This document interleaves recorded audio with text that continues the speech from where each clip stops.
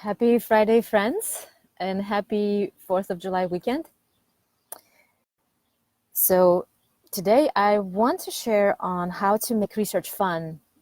And I would love to start a little bit with a personal story. So when I came to this country, and I'll just take a breath to be true to myself and speak from my heart. I love research. I really do, because it's so much based on questions. When you ask questions and then you are continuously a child that goes into an investigation process, and you will gather data and you're trying to find different solutions to the questions that you have. And so when I discovered what research is without having so much of the background into what it is, I was like, oh my God, I'm in a kid's toy store. This is so much fun because I can ask questions and then I can gather different kinds of evidence and data and come up with conclusions. And then something happened.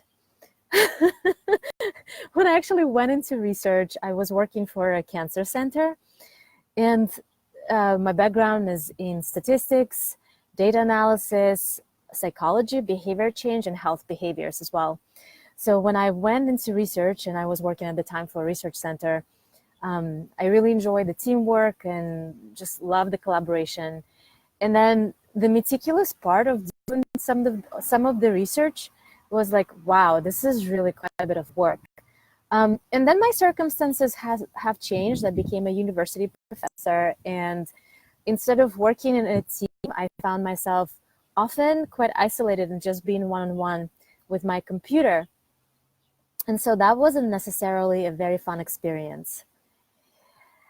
Then at the same time, in parallel with my research processes, I I discovered a very intuitive side of me, and it has taken me some time to develop it.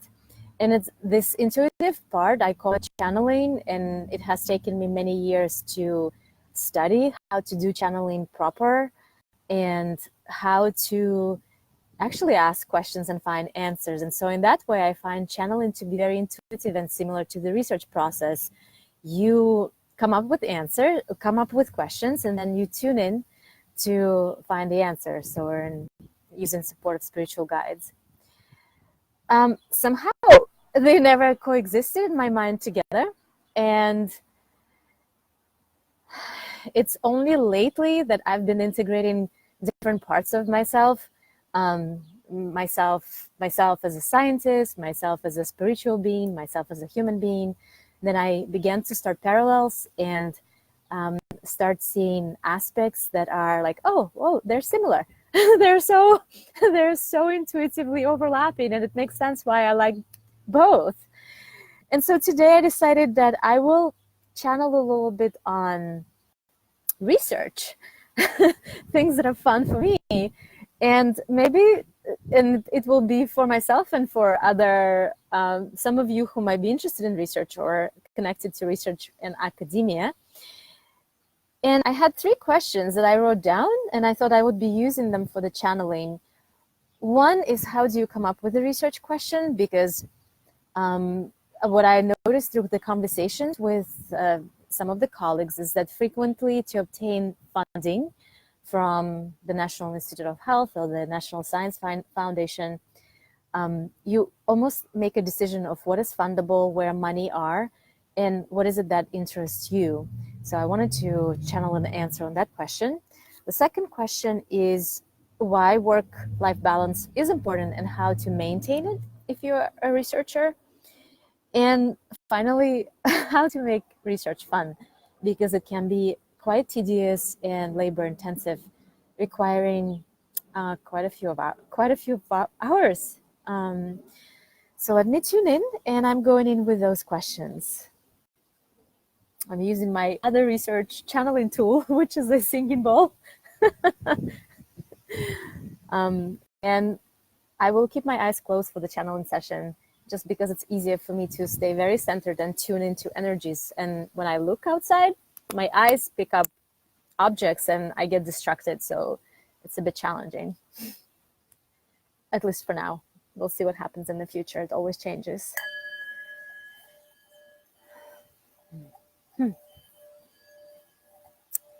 So I'm surrounding myself and my viewers and listeners with the sacred circle of love and light. And I ask for any guides, spiritual beings, and loved ones on the other side who specialize in research to come today and speak with us in this dimension and reality for the well-being of everyone, so that we can bring more love and light and advancement and creativity on this planet in which we live. There are many questions and many problems to solve.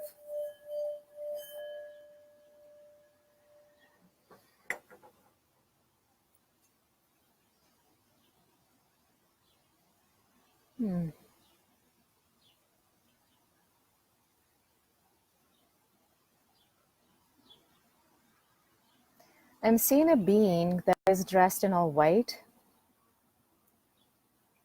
and he is, it seems to be male energy,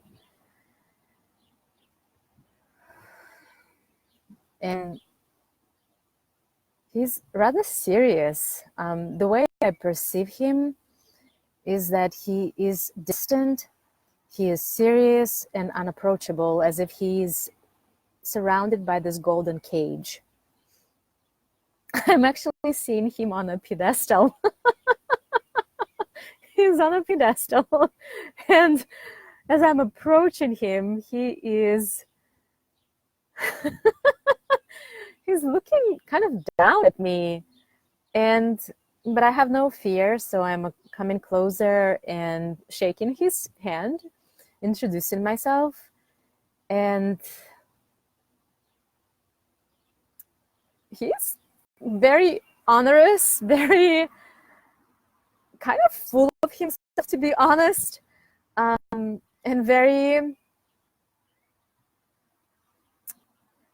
distant, unapproachable. It just feels like, wow, it's very interesting. I'm very surprised. Anyway, I think what this represents really is that research or researchers, I think he's a metaphor for how research frequently is perceived, and it's a sacred act, he's saying. Research is a sacred act. And whenever I try to approach him closer, he doesn't let me. It's fascinating. So I'm just patient and waiting. I'm a little bit perplexed. And he appears to be busy. He appears to be thinking. And he appears to be very preoccupied, as if I am interrupting his time and as if I'm unimportant.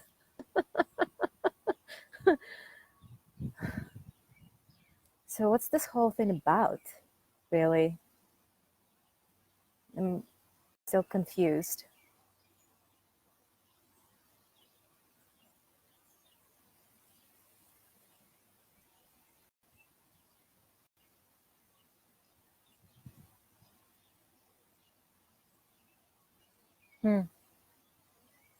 Wow.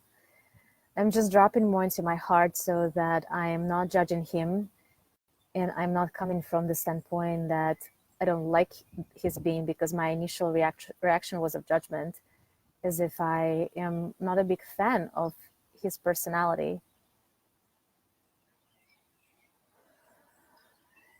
And I'm dropping more into my heart so that I can approach from the space of purely observing and purely wanting to listen without having any kind of judgment in my head.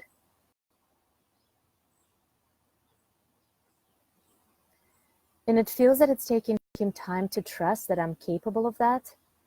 He's saying that there are too many people who have judged me. And I think finally he's able to speak his truth. if only I am able to stay in my heart zone, in the space of non-judgment. The first thing that he is sharing with me is this. He's saying, I have been on this pedestal for many centuries. I've been placed here to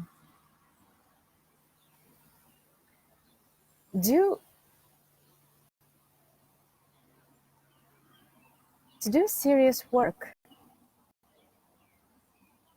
And so I'm asking, why is it so serious, and what is the nature of this seriousness? He's saying, you don't understand. There are so many problems on this planet that we must solve.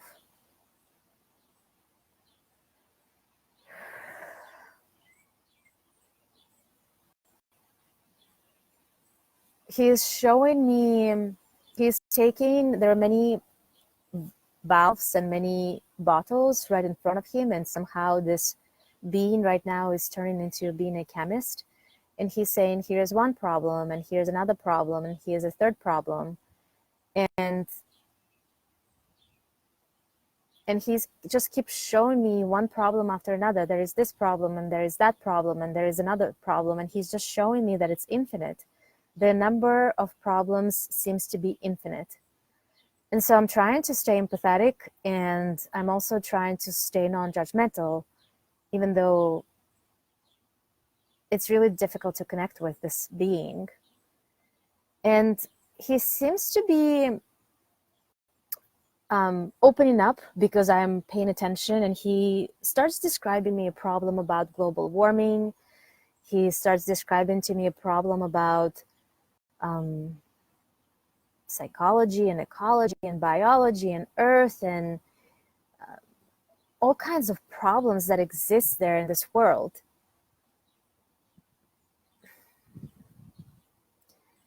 And I think what I'm realizing, I am facing the mind.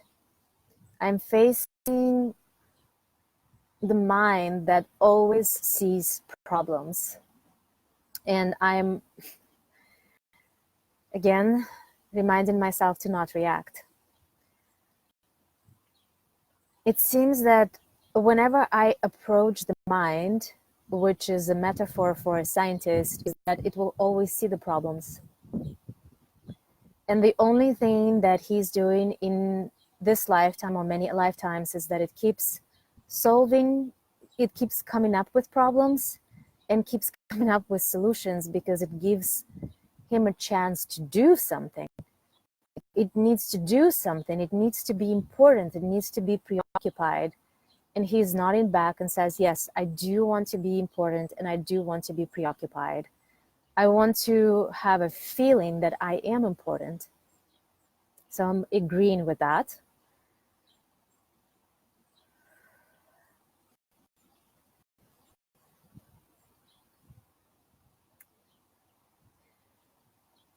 And then it seems that he is asking me the question of, do you know anything better to do than to continuously solve problems? And I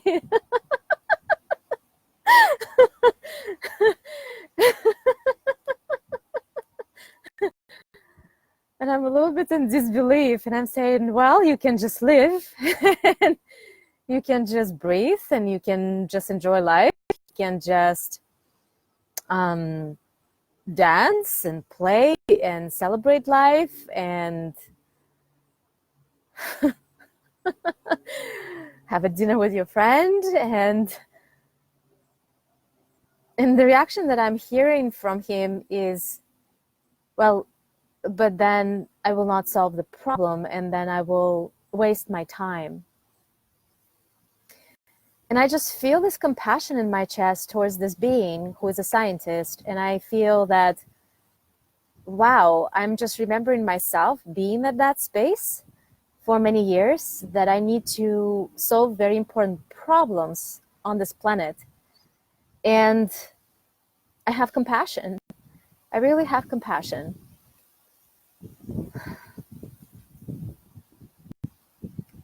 so I keeping my heart open and keeping no judgment. And what I'm also seeing is that this scientist is like, it's almost, it doesn't know how to do differently or how to do anything else with his or her life. It's just so used to solving problems. It's a mental pattern that is continuously looping. And it's been there for many generations and many centuries. And so to come out of this pattern feels very unsafe. And so I'm extending my hand and I'm inviting the scientists to come and join me in my hand and say, well, will you come with me? Will you step out away from your microscope? And will you just allow me to show you what movement is, what breath is, what laughter is, what a hug is?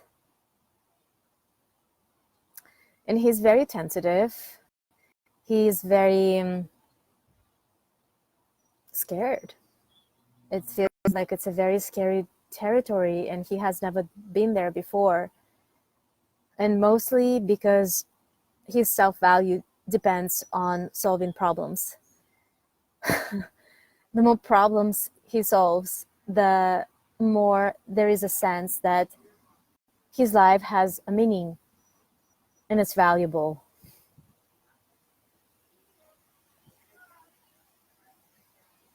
And I'm, again, feeling compassion towards the scientist because I've been there myself, and I've been very strongly connected to having my value connected to solving problems.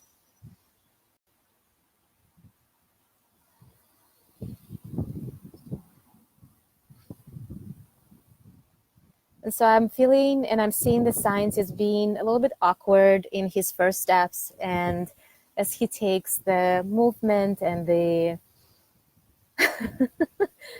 the tentativeness of first steps, it feels like the body is stiff. It's not used to this movements, and it's not used to this expressions. But he is telling me it feels okay. It feels just a little bit better for his back.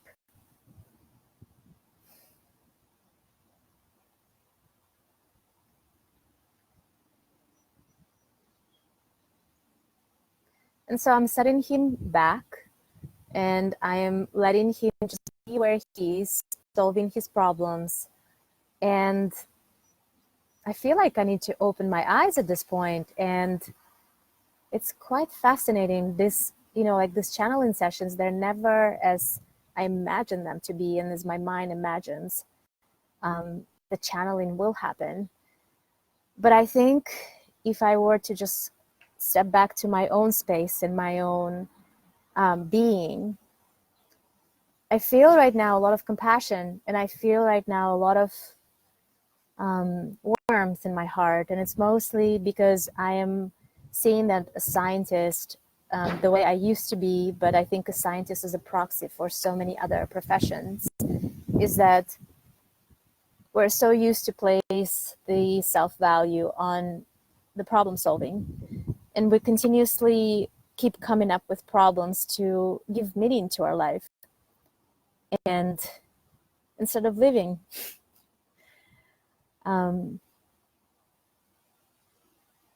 And I feel sad for myself right now. I feel sad for having been on this path and so many times having been lost in this cycle of coming up with problems so that I can feel my worthiness, even though I know now, I didn't know it back then, but I know now that the fact that I breathe in this moment is what makes me worthy. And I don't need to produce anything. I don't need to solve anything. just the fact that I breathe and that I'm alive is good, and that I feel breeze on my skin right now, and that I feel my breath in my chest and in my body. It just feels so good. And I've been working with my own guides and teachers to remind me that really I'm here to just enjoy the experience and just to live, just to enjoy being alive and having a body and moving moment by moment through the day and through life. And at times it is a struggle because I still am undoing the habit of doing. I am undoing the habit of earning my life and being worthy of the joy, being worthy of the pleasure of just feeling breeze on my skin.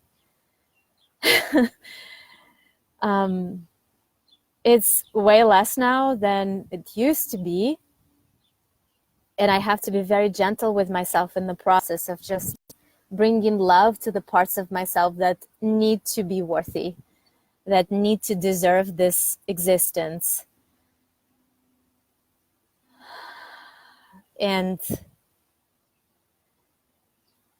even though this channeling did not go the way I expected it to go, of course, it never does, ever. I'm very grateful for the lesson that I personally learned, and I'm happy to share this lesson with anyone who has the interest of joining.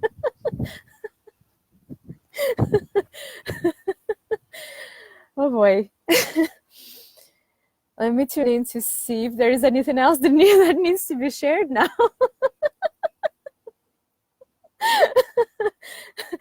No, I feel it's complete. I just feel, like my heart is open. It feels good. I feel empty. I feel grateful. Maybe I just need to hit the singing ball one more time for the effect of it.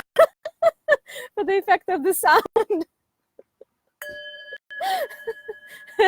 And bring it to a closing of this ceremony.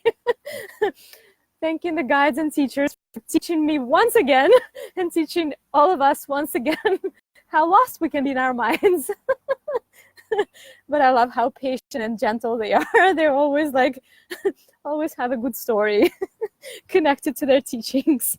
So I'm grateful for that. Oh boy.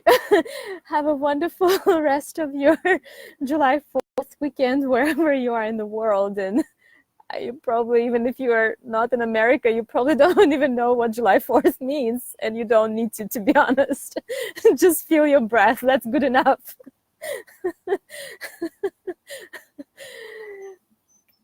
Carolina, thank you for the Aries compliments.